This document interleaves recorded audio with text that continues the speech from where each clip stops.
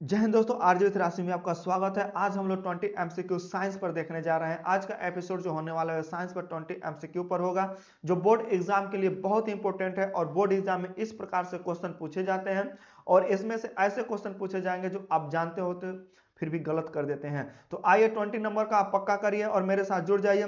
20 MCQ के साथ हो रहा है बड़ा धमाका आरजे विथ राशि के साथ। तो फर्स्ट क्वेश्चन आपको स्क्रीन पर मिल रहा है, जो हिंदी और इंग्लिश दोनों में है। तो दोनों सब्जेक्ट के दोनों माध्यम से पढ़ने वाले बच्चे, हिंदी और इंग्लिश से, दोनों लोग के लिए इंपॉर्टेंट होने वाला है। और हिंदी मीडियम वालों के लिए और इंपॉर्टेंट होने वाला है, क्योंकि आप हिंदी के साथ इंग्लिश भी सीख सकेंगे और इंग्लिश में भी आपको पढ़ने को मिलने वाला है। तो आइए, फर्स्ट क्वेश्चन आप मिल रहा है स्क्रीन पर, जो 20 क्वेश्चन है और एमसीक्यू क्वेश्चन बहुत ही इंपॉर्टेंट है। आइए, रासायनिक अभिक्रिया क्या है। रासायनिक अभिक्रिया क्या है, आपको इसका ऑप्शन दिया गया है। फर्स्ट ऑप्शन मिल रहा है आकार में परिवर्तन।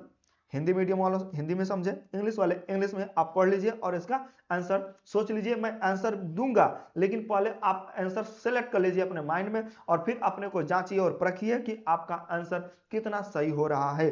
तो आकार में परिवर्तन, नया पदार्थ बनना, केवल रंग बदलना या वस्तु का टूटना। तो रासायनिक अभिक्रिया क्या है? आकार में परिवर्तन, नए पदार्थ का बनना, केवल रंग का बदलना या वस्तु का टूटना। जल्दी आप आंसर सेलेक्ट कर लीजिए। तो यहाँ पर आपको आंसर मिल रहा है कि रासायनिक अभिक्रिया का मतलब होता है कि नए पदार्थ का बनना होता है। क्या होता है? नए पदार्थ का बनना। इसको मैं थोड़ा और छोटा कर दूं, थोड़ा अच्छी तरह से विजुलाइज होता रहे। आइए, नेक्स्ट नंबर का क्वेश्चन आपको यहाँ पर मिल रहा है स्क्रीन पर कि जिंक और हाइड्रोक्लोरिक अम्ल की अभिक्रिया से कौन सी गैस निकलती है? जिंक और हाइड्रोक्लोरिक अम्ल की अभिक्रिया से कौन सी गैस निकलती है? आपको स्क्रीन पर मिल रहा है ऑप्शन ऑक्सीजन, नाइट्रोजन, हाइड्रोजन या कार्बन डाइऑक्साइड। जल्द ही आप लोग अपना आंसर सेलेक्ट कर लीजिए। और यहाँ पर आपको आंसर बताया जा रहा है कि जिंक और हाइड्रोक्लोरिक अम्ल की अभिक्रिया से हाइड्रोजन गैस निकलती है। कौन सी हाइड्रोजन गैस निकलती है? यहाँ ऑप्शन सी सही हो रहा है। नेक्स्ट क्वेश्चन आपको स्क्रीन पर मिल रहा है, आप तैयार हो जाएं आंसर देने के लिए, जिसमें आपको क्वेश्चन पूछा जा रहा है कि लोहे का जंक लगना किसका उदाहरण है? जिसमें ऑप्शन में बताया जा रहा है अपचयन का, ऑक्सीकरण का, विस्थापन का या संयोजन का। जल्द ही आप अपना आंसर सेलेक्ट कर लीजिए। आपको यहां पर आंसर बताया जा रहा है कि लोहे का जंक लगना ऑक्सीकरण का उदाहरण है, जिसमें ऑप्शन नंबर बी सही है। आइए, नेक्स्ट क्वेश्चन आपको स्क्रीन पर मिल रहा है, कौन सा संतुलित रासायनिक समीकरण है? यहाँ पर ऑप्शन दिया गया है और ऑप्शन में आप देख रहे हैं, जो इसमें सही होगा आप इसको सेलेक्ट कर लीजिए। मैं आपको बता रहा हूं इसका आंसर कि इसमें जो संतुलित है ऑप्शन नंबर बी है, जिसमें हाइड्रो 2H2 प्लस O2 यहाँ पर लगाया है एरो लगा के 2H2O। यहाँ पर आप ऐसे नहीं समझ पाएंगे, ऑप्शन देख करके आप समझ जाइए कि यह आपको 100% संतुलित समीकरण है। आइए, फिफ्थ नंबर का, जो आपको 5 नंबर का आपको क्वेश्चन मिल रहा है स्क्रीन पर, आप इसको पढ़ लीजिए और जल्द ही पढ़ करके अपना आंसर सेलेक्ट कर लीजिए। आप अपने को जांचिए और परखिए कि आपका आंसर कितना सही हो रहा है, कि कौन सी अभिक्रिया उष्मा देती है। कौन सी अभिक्रिया उष्मा देती है? जिसमें ऑप्शन बताया गया है उष्माशोषी, नेक्स्ट ऑप्शन में दिया गया है उष्माक्षेपी, और नेक्स्ट ऑप्शन जो सी नंबर का है उदासीन, और डी नंबर का जो है वो भौतिक। तो कौन सी है आप जल्दी सिलेक्ट कर लीजिए। यहाँ पर आंसर बताया जा रहा है कि जो उष्मा देती है वो अभिक्रिया है उष्माक्षेपी। उष्माक्षेपी अभिक्रिया के माध्यम से उष्मा निकलती है, जिसको कहते हैं उष्मा देती है। आइए, 6 नंबर का जो आपको क्वेश्चन हो रहा है स्क्रीन पर दिख रहा है, आप इसको पढ़ करके जल्दी आप इसका आंसर सेलेक्ट कर लीजिए कि सबसे अधिक क्रियाशील धातु कौन सी है? जिसमें ऑप्शन दिया गया है आपका सोना है, बी नंबर का चांदी, सी नंबर का सोडियम और डी नंबर का तांबा। जल्दी आप अपना आंसर सेलेक्ट कर लीजिए। और यहां पर मैं बता रहा हूं कि सोडियम सबसे अधिक क्रियाशील धातु होती है, जिसमें ऑप्शन में दिया गया कि उसके अनुसार। तो आपने अपने को जांचिए और परखिए कि आप कितना सही आंसर लगा पा रहे हैं। और यहाँ पर आंसर भी आपको दिया जा रहा है, नहीं आ रहा है तो आप आंसर को याद कर लीजिए और आपका क्वेश्चन एक तैयार हो जाएगा। आइए, 7 नंबर का क्वेश्चन आपको जो स्क्रीन पर दिया जा रहा है कि अपघटन अभिक्रिया के लिए क्या आवश्यक है? अपघटन अभिक्रिया के लिए क्या आवश्यक है? जिसमें ऑप्शन बताया जा रहा है पानी, ऑप्शन बी बताया जा रहा है उष्मा और बिजली, ऑप्शन 3 बताया जा रहा है अम्ल, और ऑप्शन 4 बताया जा रहा है क्षार। तो जल्द ही बता दीजिए इसका आंसर क्या होगा। तो आप सोच लिए। आइए, मैं बता रहा हूं कि अपघटन अभिक्रिया के लिए जो ऑप्शन के अनुसार जो दिया गया है वो सबसे आवश्यक होता है उष्मा या बिजली, जिसको हीट या इलेक्ट्रिसिटी कहते हैं। आप देख लीजिए। अब 8 नंबर का आपको क्वेश्चन मिल रहा है यहाँ पर, जो क्वेश्चन में कहा गया कि कौन से गैस चूने के पानी को दूधिया बनाती है। जल्द ही आप इसको क्वेश्चन को पढ़ करके आंसर सेलेक्ट कर लीजिए, जिसमें फर्स्ट ऑप्शन दिया जा रहा है ऑक्सीजन, और दूसरे नंबर का जो ऑप्शन दिया जा रहा है नाइट्रोजन, थर्ड नंबर का ऑप्शन दिया जा रहा है कार्बन डाइऑक्साइड, और फोर्थ नंबर का आपको जो ऑप्शन दिया जा रहा है वो है हाइड्रोजन। जल्द ही आप आंसर बताएं। तो आपको यहाँ पर आंसर बताया जा रहा है कि जो कार्बन डाइऑक्साइड होता है वो गैस को, कार्बन डाइऑक्साइड चूने के को पानी के साथ जब मिला दोगे तो दूधिया बन जाता है। नेक्स्ट यहाँ पर जो कार्बन डाइऑक्साइड हो, सी नंबर का आपका ऑप्शन सही है। 9 नंबर का क्वेश्चन आप यहाँ पर स्क्रीन पर देख रहे हैं, इसको जल्द से पढ़ करके आप अपना आंसर सेलेक्ट करिए कि जंक लगने के लिए क्या आवश्यक है। फर्स्ट ऑप्शन मिल रहा है आपको हवा और पानी, बी नंबर का ऑप्शन बताया जा रहा है उष्मा और प्रकाश, सी नंबर का ऑप्शन में बताया जा रहा है कि अम्ल और क्षार, और डी नंबर का ऑप्शन में दिया गया है कि मिट्टी और पानी। जल्द ही आप आंसर सेलेक्ट करिए इसमें से, और जंग लगने के लिए क्या आवश्यक है यहाँ पर मैं उत्तर बता दे रहा हूं, हवा और पानी। और जो आपने ये ऑप्शन सही लगाया है तो आपका ये क्वेश्चन पक्का हो गया है। आइए नेक्स्ट, अब 10 नंबर का क्वेश्चन आप यहाँ पर स्क्रीन पर देख रहे हैं कि इसमें कहा जा रहा है कौन सी विस्थापन अभिक्रिया है, और ऑप्शन भी दिया गया है। तो ऑप्शन के अकॉर्डिंग आप सेट कर लीजिए, इसमें बैलेंसिंग भी कर लीजिए और देखिए कौन सा सही है और किस में विस्थापन हुआ है। मैं आप सेलेक्ट कर लिए, तो उसके बाद से मैं यहाँ पर आंसर बता दे रहा हूँ, थोड़ा पॉज करके आप अच्छी तरह से पढ़ लीजिए। तो कौन सी विस्थापन अभिक्रिया है, तो ऑप्शन नंबर ए जो कहा गया है उसमें जिंक कैल्शियम सल्फेट, और यहाँ पर जो विस्थापन अभिक्रिया आप देख रहे हैं तो यह विस्थापन अभिक्रिया है। आइए 11 नंबर क्वेश्चन पर आ जाते हैं। जो 11 नंबर क्वेश्चन है एसिड बेस और साल्ट से चैप्टर से संबंधित है, जिसमें पूछा जा रहा है कि निम्नलिखित में से कौन अम्ल है, और ऑप्शन दिया गया है आपका option number A sodium hydroxide कहा जा रहा है, ऑप्शन नंबर बी हाइड्रोक्लोरिक अम्ल है, और option number C calcium oxide, और option number D ammonium hydroxide.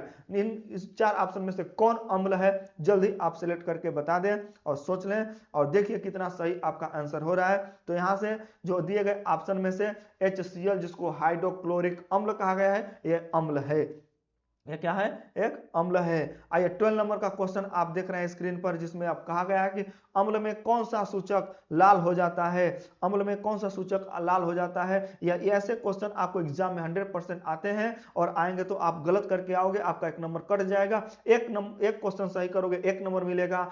मात्र 5 सेकंड में आप 1 नंबर ले सकते हो, मात्र 5 सेकंड में टिक लगाए, गोला किए, आपका आंसर 1 नंबर मिल गया।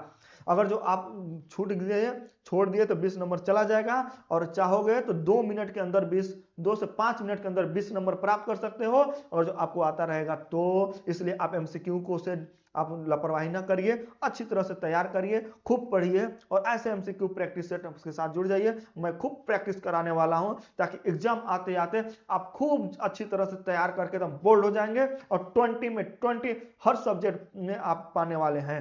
तो आ जाइए, अम्ल के साथ कहा जा रहा है कि सूचक लाल हो जाता है, कौन सा है, लिटमस है, हल्दी है, और फिनाइलेप्थीन है, या गुड़हल है। जल्दी आप ऑप्शन सेलेक्ट कर लिए होंगे, मुझे पता है। अब मैं आपको आंसर बता रहा हूं कि जिसमें आंसर होगा वो लिटमस होगा। जिन लोगों ने लिटमस पर लगाया उनका आंसर सही है, उनका 1 नंबर टप्पा मिलने वाला है।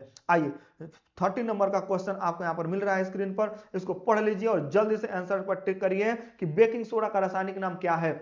बेकिंग सोडा का रासायनिक नाम क्या है, जिसमें ऑप्शन में बताया जा रहा है कि सोडियम कार्बोनेट, नेक्स्ट ऑप्शन बताया जा रहा है सोडियम हाइड्रोजन कार्बोनेट, और सी नंबर का जो ऑप्शन में है कि कैल्शियम कार्बोनेट, और डी नंबर पर बताया जा रहा है सोडियम हाइड्रोक्साइड। जल्द से जल्द आप यहाँ पर ऑप्शन को सिलेक्ट करें जो सही है, और यहां पर बताया जा रहा है कि बेकिंग सोडा का जो रासायनिक सूत्र होता है NaHCO3 होता है, जिसको कहते हैं सोडियम, क्या बोलते हैं, सोडियम हाइड्रोजन कार्बोनेट, जिसको सोडियम हाइड्रोकार्बोनेट बोला जाता है। आ जाइए आप 14 नंबर के क्वेश्चन को आप देख लीजिए। 14 नंबर में कहा है नींबू में कौन सा अम्ल होता है। यह बहुत ही इंपॉर्टेंट क्वेश्चन है, कई बार रिपीटेड क्वेश्चन हुआ है, और आप इसको एकदम लर्न कर लीजिए। यह कई बार आने की भी संभावना होता है, बार बार रिपीट होता रहता है।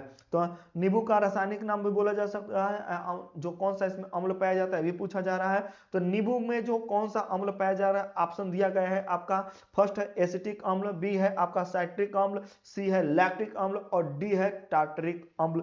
जल्द से जल्द आप सिलेक्ट करें ऑप्शन। यहां पर आपको बताया जा रहा है कि नींबू में जो अम्ल पाया जाता है वह सिट्रिक अम्ल होता है, और आप अपने आप को आप सिलेक्ट करिए कि आपने किस पर किसको, किस ऑप्शन को आपने सिलेक्ट किया था, किस पर आपने टिक लगाया था, क्या वो सही है या गलत है। इससे आप परख सकते हैं सेल्फ को, अपने को आप जानिए कि आपने कितना तैयारी किया है। और जो आपका ऑप्शन सही रहा तो समझिए 1 नंबर आपको तय हो गया है इस एपिसोड से।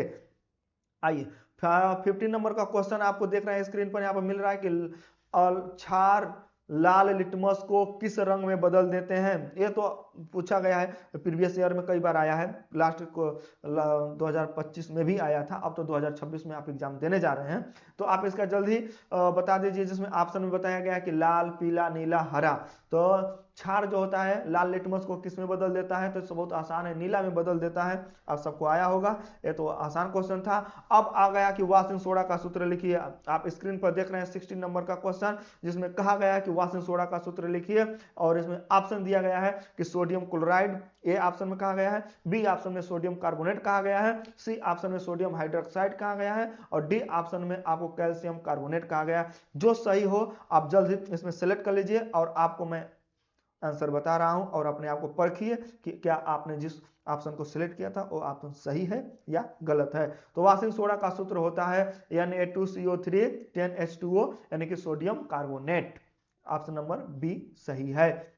आइए 17 नंबर पर क्वेश्चन पर आ जाते हैं। 17 नंबर में कहा गया कि दही में कौन सा अम्ल होता है। दही में कौन सा अम्ल होता है, तो क्वेश्चन कई बार पूछा है, वनडे एग्जाम में भी पूछा जाता है। तो आपको ऑप्शन मिल रहा है कि साइट्रिक अम्ल, बी ऑप्शन है लैक्टिक अम्ल, और सी ऑप्शन है एसिटिक अम्ल, डी ऑप्शन है फार्मिक अम्ल। कौन सा ऑप्शन सही है आप इसमें अपने से सेलेक्ट कर लीजिए और माइंड में रखिए, और देखिए कि परखिए कितना आपने सही किया है। तो यहाँ पर दही में जो अम्ल पाया जाता है वो होता है लैक्टिक अम्ल, और दूध जो फटता है वो लैक्टिक अम्ल के कारण फटता है। तो अगर जो आपने सही लगाया हो तो इसमें भी आपका 1 नंबर पक्का होने वाला है, और एग्जाम में यही क्वेश्चन वो पूछा भी जा सकता है। आइए नेक्स्ट क्वेश्चन पर हम लोग बात करते हैं 18 नंबर पर। 18 नंबर का क्वेश्चन आपको है कि दांतों की सड़न किस पीएच से नीचे शुरू हो जाती है, यानी कि दांतों में जो सड़न होने लगता है, जो लाल लाल देखने चिकटे होने लगता है, दांत खुदक जाते हैं, तो कितने नंबर पीएच से कम होता है जो हमारा लार का पीएच मान उससे शुरू हो जाता है। आप इसमें ऑप्शन दिया गया, ये तो हार्ड क्वेश्चन है और कई बार रिपीट क्वेश्चन है। आप 100% लर्न कर लीजिए और आप अपने सेलेक्ट करिए कौन सा आंसर सही है। मैं लेट से बताऊंगा, अभी नहीं बताऊंगा। और ऑप्शन में दिया गया है कि 7 नंबर पीएच से कम होता है तब दांत सड़ने लगता है, या 6.5 से कम होता है तब दांत सड़ने लगता है, या 5.5 से कम होता है तब सड़ने लगता है, या 8 पीएच से कम होता है तो दांत सड़ने लगता है। आप जल्दी बताइए। तो ऑप्शन हो जाएगा 5.5 से जब कम होता है तो दांत सड़ने लगता है, और 5.5 से कम होता है तो उसको अम्ल वर्षा भी कहा जाता है।